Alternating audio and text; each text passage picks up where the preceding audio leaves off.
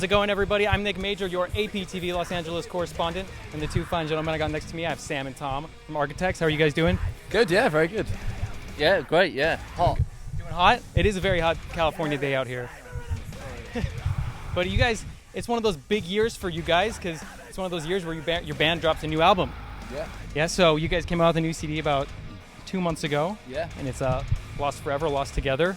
So how's it feel to finally be on the road with the album, finally playing it, and what's the reception been like? We've been really, really blown away actually by it, and it was an album that we were always like really excited to play live. I remember in the studio every time we would do something, you know, we would track something, we'd literally straight away say like, oh, we can't wait to play this song live, or we can't wait to do this bit. So yeah, it's been really nice to kind of be on tour and actually do the songs justice live. Everybody seems to be digging it. Yeah, it's crazy actually. Most of our set is new songs, which is yeah. Well, 8 new songs, we've never done that before. Well, yeah, but when there's that many great tracks available. So by the way, everyone, all the people who are like, oh, Hollow Crown, that's the best thing ever. I have some good news and some bad news. The bad news is it's not the best thing ever, because the new album, it kind of takes the cake. Yeah. The thing is, when you like it, that record's old now, isn't it? By modern standards.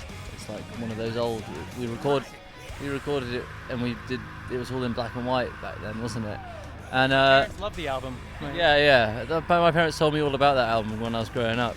But no, I think, you know, people grew up with it, they're probably in college and stuff, and were like, oh, I found this record. Now they're a bit older and they go, oh, I remember when I listened to that record, it was so great, nothing can beat that, because it's like a memory.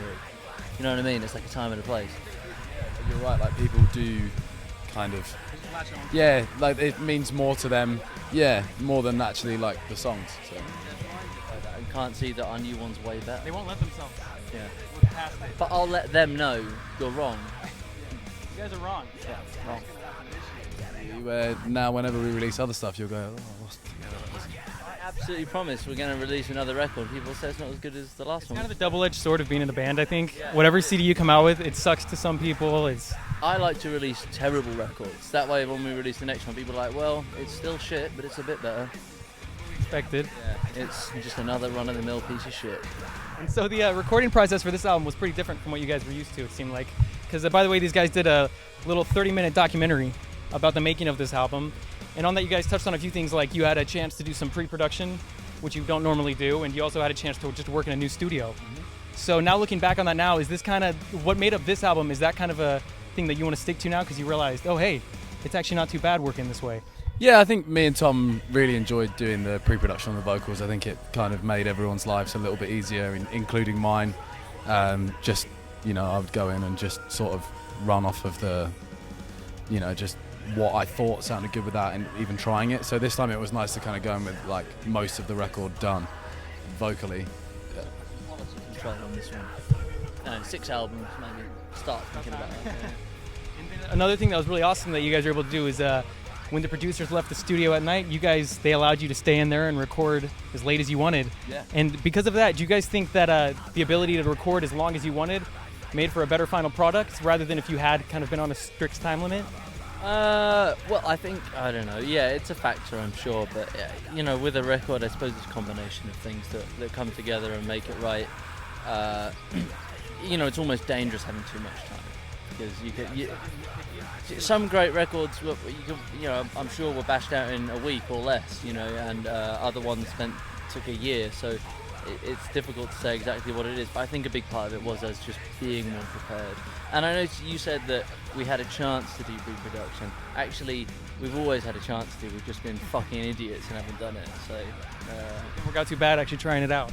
Yeah. No, I don't know why we haven't done it in the past. I think we just use our initiative a little bit more this time. Fucking idiots. You also recorded all the guitars in this album, being the sole guitarists for the. Is this the first time you've ever had to record all the guitars, or is that typically something you take on? It was the first time I've done all of them, yeah.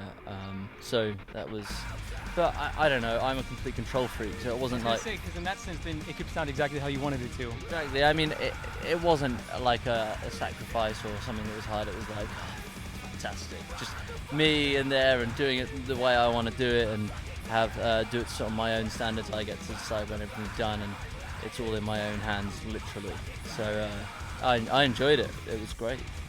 Good. Maybe it's not too bad being the solo guy recording the guitars. No, yeah, fuck yeah, you're gonna have a hard job making me do it any other way ever again. Honestly.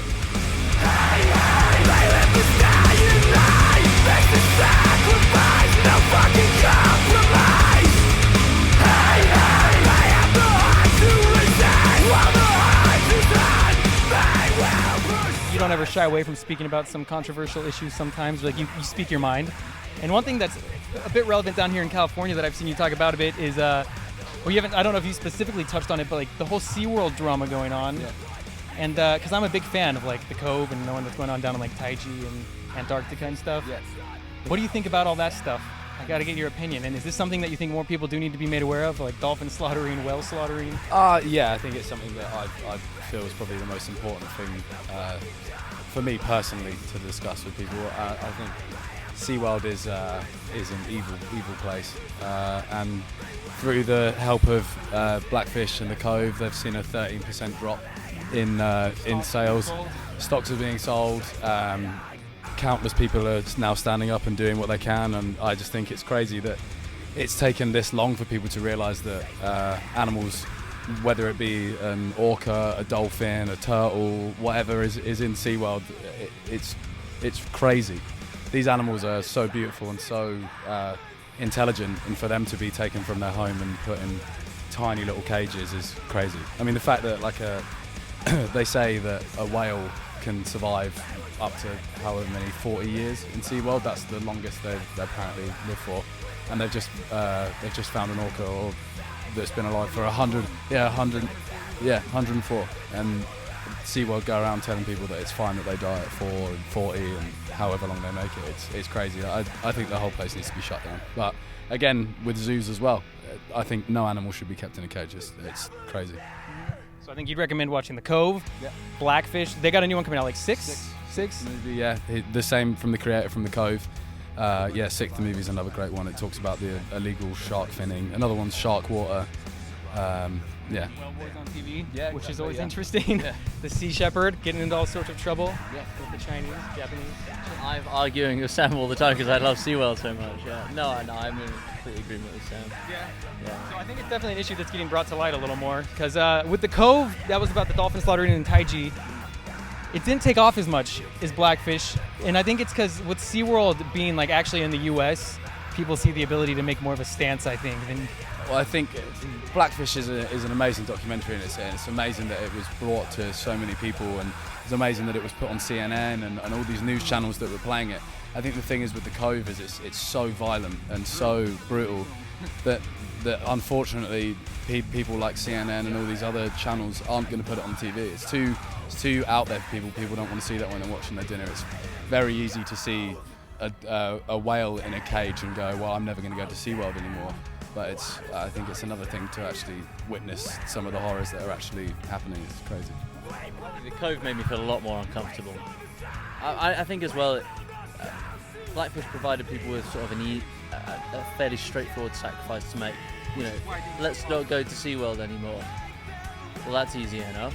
And which is fine, yeah, it's good. I mean, any sacrifice, if it's going to make a positive difference, is good, you know. Whereas obviously The Cove, really, I mean, it's like you got to fly to Japan and you got to risk your life. It's a harder thing to be part of from me, you, anyone, you know. So. The fact that we've met people on this, we've been on tour for like 10, 11 weeks now, and I've been very fortunate enough to be made a Sea Shepherd ambassador, and we've had people at shows that have been to Taiji and been Cove Guardians, and it's crazy to me that 200 dolphins are murdered every day over the space of 6 months. They're just rounded up into a little cove, for anybody who doesn't know, and then they are just stabbed. Slaughtered. And the sad thing about it is it really says something about a species where when one animal is cut, the other animal will never leave that animal's side. Whereas I think if you put it with a human, there are so many people that would walk past somebody getting beaten up and do nothing about it, whereas the animal that's so intelligent that actually shows signs of empathy is mindlessly slaughtered. It's crazy. It kind of shows it's just something that's got to stop. Yeah. So it's nice to see bands kind of, because you have the ability to get the word out to some fans, so maybe you can use yourself introduce these movies to people. And so you guys, architects, are going to help shut down SeaWorld. Huh? Why? Every little bit helps. Yeah. But yeah, I don't want to take all the credit. but if it does happen, I know I'm pretty responsible for it. Did a few things, you know, architecture trying a couple of bits. But at the end of the day, every little bit helps. Yes. So you guys, you put out a sweet album. Next one, you've set the standards high, I think. And you've also set the standards high for music videos because you have come out with some sweet music videos for this album. I gotta say, Naysayer was a sick video.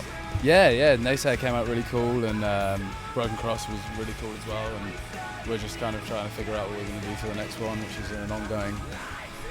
Because maybe in the past, like it's been easier, but on this record, because it's almost like everything went so well, you know, the music, the artwork, and the videos. Now it's got to the point where we're really fussy, and we don't want to put out something that's going to be like nearly.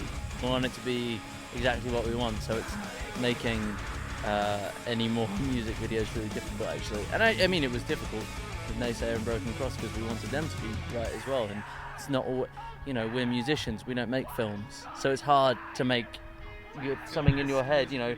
Exactly. I mean, it's hard enough to make like a song come out how you want it to come out. Never mind like this abstract idea of what you want a video to be, you know. And then you put it in someone else's hands, so it can be difficult. You got a sold-out show here tonight on the tour. It sounds like you got a fun future ahead. A good year booked for the rest of the year? Yeah, busy. Yeah. Planes, lots of planes. I love planes. A lot of airplanes. I hope you like airplane food then, because it's probably going to be most of your diet. We'll be fucking eating. They're going to be dining in the finest of seats.